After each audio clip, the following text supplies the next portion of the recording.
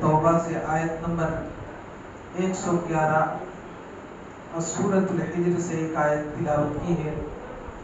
انہی آیت کو سامنے رکھتے ہوئے آج کا خطبہ جمعہ ہمارا جان اور مال سب کچھ اللہ کے لیے ہے. اللہ تعالیٰ نے ہماری جان کو، ہمارے مال کو جنت کے بدلے میں خرید لیا ہے. اس تعلق سے گفتگو کروں گا انشاءاللہ. اللہ تعالیٰ سے توقع ہوں کہ اللہ تعالیٰ مجھے صحیح اور حق بات کہنے کی توفیق دے، ساتھ ہی ہم سب کو اس پر عمل پیرا ہونے کی توفیق عطا فرمائے، آمین. حاضرین جمعہ، اللہ تعالیٰ نے اس دنیا کو پیدا کیا، دنیا کی تمام چیزوں کو پیدا کیا اور پیدا کر کے ایک اصول بنایا، ایک نیم بنایا، ایک قانون بنایا، ایک ضابطہ بنایا. ہر چیز کا ایک الگ اصول ہے. مثال کے طور پر اللہ تعالیٰ نے ہمارے اوپر نماز فرض کیا ہے، تو نماز میں کیا کیا پڑھا جائے گا، کیسے پڑھا جائے گا، کس وقت پڑھا جائے گا، وہ ایک اصول بتایا، ضابطہ بتایا. ہمیں اللہ تعالیٰ نے زندگی دی، تو زندگی کو ہمیں کیسے گزارنی ہے اس کی رہنمائی کرنے کے لیے اللہ تعالیٰ نے نبی کو بھیجے، پیغمبر بھیجے، آسمانی کتاب بھیجے. ویسے اللہ تعالیٰ نے تمام چیزوں کا ایک نہ ایک اصول ضرور بتایا، ضابطہ ضرور بتایا، اس کا طریقہ بتایا.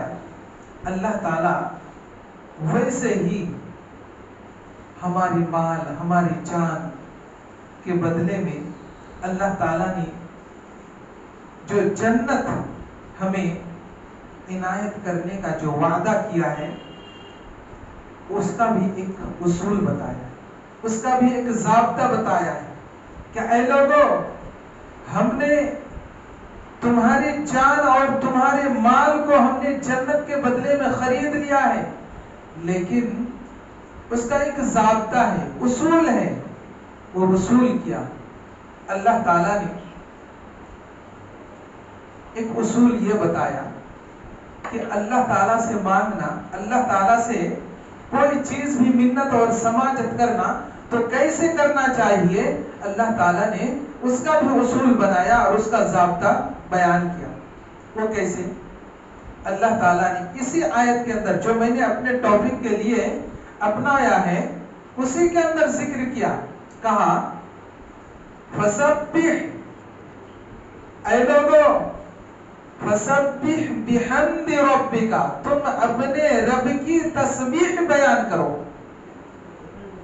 بحمد ربک، حمد کے ساتھ، حمد کے ساتھ، تعریف کے ساتھ، بڑائی کے ساتھ، بزرگ کے ساتھ اپنے رب کی تسبیح بیان کرو. وَقُمْ مِنَ السَّاجِدِينَ، اور تم سجدہ کرنے والوں میں سے ہو جاؤ. یہاں تسبیح بیان کرنا اور پھر تعریف کے ساتھ، بات سمجھ میں آئی؟ بات ذرا غور سے سمجھنے کی ضرورت ہے، کیونکہ ایک اصول بتایا اللہ تعالیٰ نے. اللہ تعالیٰ کی تسبیح بیان کرنا، اللہ تعالیٰ کی پاکی بیان کرنا. جیسے سبحان اللہ، اللہ تعالیٰ کی ذات پاک ہے، یا اللہ تیری ذات پاک ہے. یسبح للہ ما فی السماوات و ما فی الارض، تسبیح بیان کی جاتی ہے اس ذات کی جو ہر عیب سے پاک ہے اور آسمان اور زمین کا خالق اور مالک ہے. ہم نماز شروع کرتے ہیں نا، نماز میں بھی ہم اللہ تعالیٰ کی تسبیح کے ساتھ بیان کرتے ہیں. تسبیح بیان کرنے کے بعد اللہ تعالیٰ کی تعریف بیان کرتے ہیں. کیسے؟ جیسے تکبیر تحریمہ ہونے کے بعد ہم نیت باندھ لیتے ہیں، اپنے سینے پہ ہاتھ باندھ لیتے ہیں، ایک دعا پڑھتے ہیں، دعائے ثنا. دعائے ثنا میں کیا پڑھا جاتا ہے؟ سبحانک، سبحانک اللہم وبحمدک وتبارک اسمک وتعالی جدک ولا الہ غیرک. کیا معنی؟ سب سے پہلا لفظ سبحانک، اے اللہ تیری ذات پاک ہے. پہلے ہی سبحانک آیا تیری ذات پاک ہے. وبحمدک، اور ہم تیری تعریف بیان کرتے ہیں، حمد بیان کرتے ہیں، تیری شان بیان کرتے ہیں، تیری بڑائی اور بزرگی بیان کرتے ہیں. تو یہاں بھی تعریف کے ساتھ اللہ تعالیٰ کی پاکی بیان کی. سبحانک اللہم وبحمدک وتبارک اسمک، اے اللہ تیرا نام برکت والا ہے. وتبارک اسمک وتعالی جدک، اور تیرا مقام سب سے اعلیٰ اور اونچا ہے. ولا الہ غیرک، اور تیرے سوا کوئی عبادت کے لائق نہیں. یہ دعا پڑھنے کے بعد پھر اعوذ باللہ بسم اللہ بول کر کے پھر ہم سورہ فاتحہ شروع کرتے ہیں. تو پتہ کیا چلا، اللہ تعالیٰ نے اپنی بڑائی کے ساتھ حمد بیان کرنے کا حکم دیا. اپنی بڑائی کے ساتھ حمد بیان کرنے کا حکم دیا. تو یہاں سبحانک اللہم وبحمدک کہہ دیا کہ تیری ذات پاک ہے اور تو حمد کے لائق ہے، تو سب سے تعریف کے لائق ہے، تیرے سوا کوئی تعریف کے لائق نہیں ہے. ویسے ہی اس آیت کے اندر اللہ تعالیٰ نے یہ بات بیان کی، اصول بیان کیا کہ فسبح بحمد ربک، اے لوگو تم اپنے رب کی تسبیح بیان کرو. بحمدک، بحمد ربک، تم اپنے رب کے تعریف کے ساتھ. وکن من الساجدین، اور تم سجدہ کرنے والوں میں سے شامل ہو جاؤ. اور پھر آگے کیا کہا، وَعَبُدْ رَبَّكَ حَتَّى يَأْتِيَكَ الْيَقِينُ، اے لوگو تم اپنے رب کی عبادت کرو. حَتَّى يَأْتِيَكَ الْيَقِينُ، یہاں تک کہ تمہاری موت آ جائے. یعنی مرتے دم تک ہمارے جسم کے اندر جب تک یہ سانس چل رہی ہے، یہ دھڑکن چل رہا ہے، تب تک اللہ تعالیٰ کی عبادت و بندگی کرنے کا حکم دیا. ایسا نہیں عید کی نماز پڑھ لی، عید الاضحیٰ کی نماز پڑھ لی، اٹھواڑی نماز جمعہ کی نماز پڑھ لی، جنازے کی نماز پڑھ لی، ہو گیا. یہ نہیں، بلکہ اللہ تعالیٰ نے ہمارے اوپر جو فرض کیا ہے اس فرض کو اپنانا ہے. اللہ تعالیٰ نے ہمارے اوپر پنجگانہ نماز، پنج وقتہ نماز ہمارے اوپر فرض کیا ہے. تو پنج وقتہ نماز ہمیں حتی یأتیک الیقین، یہاں تک کہ ہماری موت آ جائے، مرتے دم تک ہمیں وہ نماز ادا کرنی ہے. محترم سامعین، اس آیت کا مصداق ہم بن سکتے ہیں. ہر انسان اپنے آپ کو ٹٹول سکتا ہے. ہاں وہ انسان خوش نصیب ہیں جو پنج وقتہ اللہ تعالیٰ کو یاد کرتے ہیں، وہ اس آیت کے مصداق بن جائیں گے. لیکن وہ حضرات، وہ شخص جو اٹھواڑی نماز پڑھتے ہیں، ہفتہ نماز پڑھتے ہیں، جمعہ کی نماز پڑھتے ہیں، عید اور عید الاضحیٰ کی نماز پڑھتے ہیں، یا کبھی کبھار جنازے میں شریک ہو جاتے ہیں، وہ اس آیت کا مصداق نہیں بن سکتا. اس آیت کے اندر وہ داخل نہیں ہو سکتا. جب داخل نہیں ہوگا تو پھر اللہ تعالیٰ کی نظر میں وہ آئے گا یا نہیں آئے گا. اللہ تعالیٰ نے حضرت آدم علیہ السلام کو سجدہ کرنے کا حکم دیا تھا، فرشتوں کو بھی اور ابلیس کو بھی. فرشتوں نے سجدہ کر لیا، اللہ تعالیٰ کے حکم کو بجا لایا، لیکن شیطان نے نہیں کیا. شیطان نے انکار کر دیا.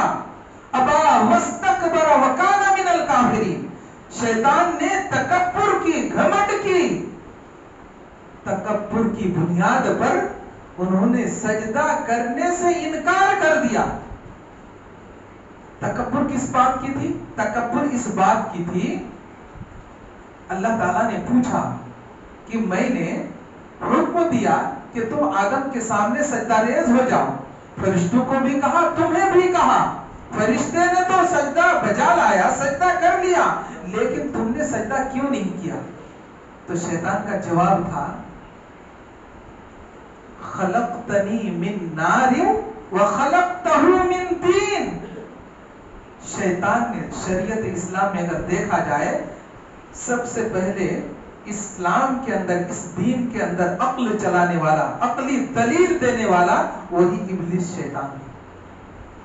انہوں نے دلیل دی کہ خلقتنی من نار, مجھے آگ سے پیدا کیا گیا, مجھے آگ سے پیدا کیا گیا, وخلقتہ من طین, اور آدم کو مٹی سے پیدا کیا گیا. اور آگ کی خاصیت کیا ہے؟ آگ کی خاصیت یہ ہے کہ آپ آگ کو سلگائیں گے, کہیں لکڑی جلائیں گے تو آگ اوپر بھڑکتی ہے. شیطان کی عقلی دلیل دیکھی, آگ نیچے جلاتے ہیں آپ اور آگ کا شعلہ اوپر اٹھ رہا ہے. اور مٹی کی خاصیت, اگر ایک پتھر ایک مٹی کا ڈھیلا, اتنا بڑا ڈھیلا اوپر اگر ایسے پھینکے تو جتنی اس کی اسپیڈ ہوگی اتنا اوپر جائے گا اور پھر کیا ہوگا, نیچے زمین پہ آ کے لڑک جائے گا. یعنی مٹی کے اندر چلی آئی, لیکن آگ کی خاصیت مٹی میں آپ جلاتے ہیں لیکن آگ اوپر جا رہی ہے. تو خاصیت میں میرا مقام زیادہ ہوا, اس کا مقام کم ہوا, تو اونچے مرتبہ والا, اونچا مقام والا نچلے مقام والے کو سجدہ کیسے کر سکتا ہے؟ کس نے دلیل دی؟ شیطان ابلیس نے دلیل دی. اللہ کے سامنے یہ دلیل دی, میرا مقام اونچا ہے, اس کا مقام نیچا ہے. اونچے مقام والا نیچے مقام والے کو سجدہ نہیں کر سکتا, میں نہیں کروں گا. وہ کان من الکافرین, انہوں نے انکار کر دیا, ابا انکار کیا. اللہ تعالیٰ نے انہیں ہمیشہ ہمیش کے لیے مردود قرار دیتے ہوئے کافروں میں شامل ہو جا, اور اسے جنت سے کھدیڑ دیا, جنت سے کھدیڑ دیا. اب یہاں پر قابل غور بات ہے, اللہ تعالیٰ نے اس ابلیس کو ایک سجدہ کرنے کا حکم دیا تھا, 5 وقتہ نماز پڑھنے کا حکم نہیں دیا تھا. یہ ایک سجدہ کہ آدم کے سامنے ایک سجدہ کر لو, یہ میرا حکم ہے, یہ اللہ تعالیٰ کا حکم ہے. لیکن ایک سجدہ نہ کرنے کی بنیاد پر جنت سے کھدیڑ دیا گیا اور ہمیشہ ہمیش کے لیے مردود قرار دیتے ہوئے جہنمی قرار دیا. اب ہم اور آپ اپنے گریبان کو ٹٹولیں, جھانکیں کہ ہم کتنے وقت سجدہ کرتے ہیں, کتنے وقت نماز پڑھتے ہیں, کتنے وقت ہم نماز پڑھتے ہیں. ہاں, جو 5 وقتہ نماز پڑھتے ہیں وہ خوش نصیب ہیں. 5 وقتہ نماز پڑھنے والے خوش نصیب ہو سکتے ہیں, لیکن جو 5 وقتہ نماز نہیں پڑھتے ہیں کیا خوش نصیب میں شامل ہوں گے؟ یعنی دن رات کے اندر سنت کو چھوڑ دیجیے. اگر سنت کو چھوڑ دے, صرف فرض نماز کی بات کریں گے تو تقریباً یعنی 1 رکعت وتر کے ساتھ تقریباً 60 سجدے ہوتے. 5 وقتہ نماز 60 سجدے ہوتے, 60 سجدے ہوتے ہیں. ہم نے 60 سجدے 5 وقتہ نماز میں ڈیلی ترک کر رہے ہیں, چھوڑ دے رہے. ایک سجدہ نہ کرنے کی بنیاد پر انہیں جہنمی قرار دیا گیا, ہمیشہ ہمیش کے لیے مردود قرار دیا گیا. تو ہم رات دن کے اندر 60 سجدے چھوڑنے والے, ہمارا کیا حال ہوگا؟ ذرا سوچئے, ہمارا کیا حال ہوگا؟ حکم ان کے اوپر بھی تھا, اس شیطان ابلیس کے اوپر اللہ کا ہی حکم تھا, اور وہی حکم ہمارے اوپر بھی ہے کہ اے مومنو, تمہارے اوپر اللہ تعالیٰ نے 5 وقت کی نماز فرض کی, اور 5 وقت کی نماز پڑھنا یہ فرض ہے, کوئی سنت اور نوافل نہیں ہے. اتنے سجدے چھوڑ دے رہے ہیں پھر بھی ہمیں فکر نہیں ہے.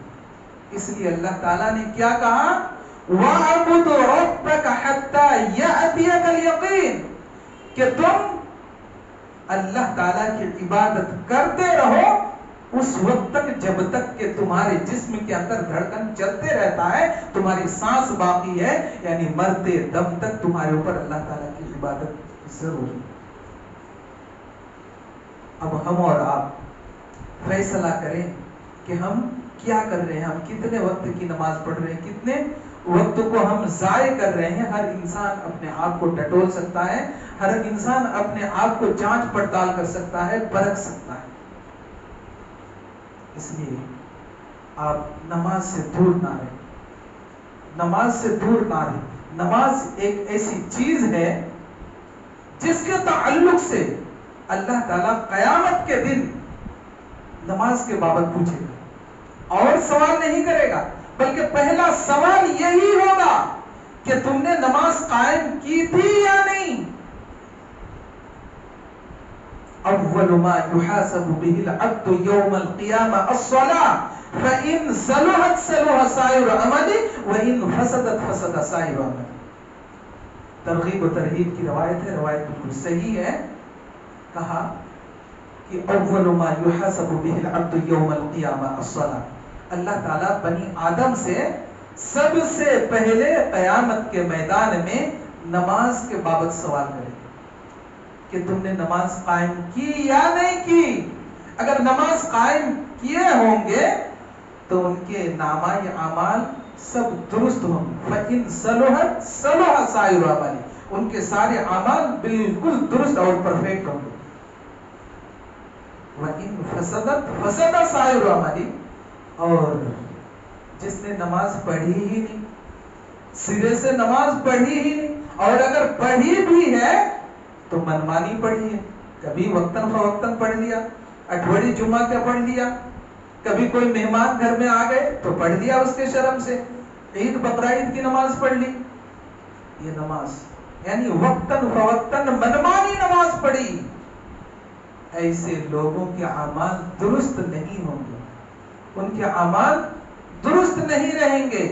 وَإِن فَسَدَتْ، اس کو فساد کا لفظ استعمال کیا، وَإِن فَسَدَتْ فَسَدَ سَائِرُ عَمَلِهِ، انہوں نے جو عمل کیا ہے ان کے عمل کے اندر گڑبڑ سڑبڑ رہیں گے، یعنی درست نہیں رہیں گے، اور جب درست نہیں رہیں گے تو اللہ تعالیٰ کا حکم ہوگا، فرشتے آؤ خذوہ، اس کو پکڑو، خذوہ فغلوہ ثم الجحیم صلوہ، کہ اس کو پکڑو، زنجیر سے جکڑ دو یعنی باندھ دو اور لے جا کر کے جہنم میں تھوک دو، یہ حکم ہے۔ اس لیے نماز سے غافل نہ رہیں میرے دوستوں، نماز سے غافل نہ رہیں، اللہ تعالیٰ کی تسبیح کے ساتھ اللہ تعالیٰ کی حمد و ثنا بیان کریں، اللہ تعالیٰ کی تعریف بیان کریں، اللہ تعالیٰ کا شکر ادا کریں کہ اللہ تعالیٰ نے ہمیں صحت، تندرستی، روزی روٹی، روزی کمانے کا ذریعہ، یہ ساری چیزیں دیے ہیں، تو ہم اس کا کیوں نہ شکر بجا لائیں۔ اور یہ شکر بجا لانا سب سے بڑا، یعنی سب سے بڑا اگر دیکھا جائے راستہ، یہی نماز کا راستہ ہے۔ ایک حدیث میں آتا ہے کہ جب انسان نماز پڑھ کر کے وہ اپنی روزی روٹی کے لیے جب مسجد سے نکل جاتا ہے تو گویا کہ وہ اللہ تعالیٰ کے ذمے میں آ گیا، اللہ کے ذمے آ گیا۔ اب وہ جو بھی اللہ تعالیٰ کا فضل تلاش کرتا ہے اس میں اللہ تعالیٰ برکت دیتا ہے۔ من صلی، جس نے نماز پڑھی، خرج من المسجد، مسجد سے نکلا، فہو ضامن، اور وہ اللہ تعالیٰ کے ذمے آ گیا۔ اس لیے میرے بھائی اور دوستو، نماز پڑھیں، نماز کو ادا کریں، ہاں جہاں بھی آپ رہیں وہیں پر آپ پڑھ لیں، لیکن نماز کو ضائع نہ کریں۔ اللہ کے رسول صلی اللہ علیہ وسلم نے یہی تسبیح اور تحمید کے تعلق سے ارشاد فرمایا کہ احب الکلام اربع، اللہ تعالیٰ کو 4 کلمات بہت پسند ہیں۔ احب الکلام الی اللہ اربع، اللہ تعالیٰ کو 4 کلمات بہت پسند ہیں۔ 4 کلمات میں پہلا کلمہ وہی ہے، پہلا سینٹنس وہی ہے، سبحان اللہ، یہاں بھی سبحان اللہ، اللہ تیری ذات پاک ہے، سبحان اللہ، والحمد للہ، پھر یعنی اللہ تعالیٰ کی پاکی بیان کرنے کے بعد فوراً اس کی حمد و ثنا کی بات آئی، والحمد للہ، اے اللہ تمام تعریف تیرے ہی لیے، ولا الہ الا اللہ، اور اللہ تعالیٰ کے سوا کوئی معبود برحق نہیں، واللہ اکبر، اے اللہ تو سب سے بڑا ہے۔ یہ 4 سینٹنس اللہ تعالیٰ کو بہت پسند ہے، بہت محبوب ہے۔ یہ 4 سینٹنس آپ اگر ورد بلانے، اگر زبان کے اندر کوئی وقت نہیں لگے گا، آپ چلتے پھرتے بھی آپ پڑھ سکتے ہیں، سبحان اللہ والحمدللہ ولا الہ الا اللہ واللہ اکبر۔ آپ کہیں بیٹھے ہیں، کاؤنٹر میں ہی بیٹھے ہیں، آپ دکان پہ آفس میں بیٹھے ہیں تو بھی پڑھ سکتے ہیں، اس کے لیے کوئی وقت نہیں لگتا۔ اتنا پسندیدہ یہ الفاظ ہے، سینٹنس ہے۔ تو ایسی چیزوں کو اپنانا چاہیے، کیونکہ ایسی چیزیں جب انسان ورد بنا لیتا ہے تو اللہ تعالیٰ اس کی روح کا جو ایک ریفریش ہوتا ہے، ایک جو روح کے اندر کوئی اگر غلاظت ہوتی، کوئی وسوسہ ہوتا ہے، کوئی ناپاکی چھا جاتی ہے، کوئی ادھر ادھر کے خیالات آتے ہیں، اللہ تعالیٰ ان تمام چیزوں سے دور کر دیتا ہے۔ کیوں؟ وہ ایک روح کا غذا ہے، غذا۔ ہم جینے کے لیے، زندہ رہنے کے لیے کھانا کھاتے ہیں، اور روح کو زندہ رکھنے، پاک رکھنے اور اللہ تعالیٰ کی یاد کرنے کے لیے، اللہ تعالیٰ کو ہمیشہ ورد بنانے کے لیے اللہ تعالیٰ نے وہ روح کی غذا بنا دیا۔ سبحان اللہ والحمدللہ ولا الہ الا اللہ واللہ اکبر۔ کوئی خاص بات نہیں، 2 منٹ میں یاد ہو جائے۔ تو ایسی باتوں کو اگر مسجد میں آتے ہیں، تھوڑا سا 10 منٹ پہلے آئے، نماز پڑھ لیے، وقت ہے، تھوڑا سا دعا کی کتابیں بھی بہت ساری رکھی ہوئی، لے کر کے پڑھ لیں۔ یہ آپ کی فیوچر کی بات ہے، آپ کے مستقبل کی بات ہے، آپ کے آخرت اور عاقبت جو ایک سنوارنے کے لیے اللہ تعالیٰ نے ہمیں جو زندگی دی ہے، اس زندگی کو کامیاب کرنے کے لیے اللہ تعالیٰ نے نہ جانے بے شمار انبیاء علیہ السلام اور کی آسمانی کتابوں کو نازل کیا۔ تو ہمیں اس چیز کو اپنانا چاہیے۔ اللہ تعالیٰ سے دعا گو کہ اللہ تعالیٰ ہم سب کو کہی ہوئی باتوں کے اوپر عمل کی توفیق عطا فرمائے۔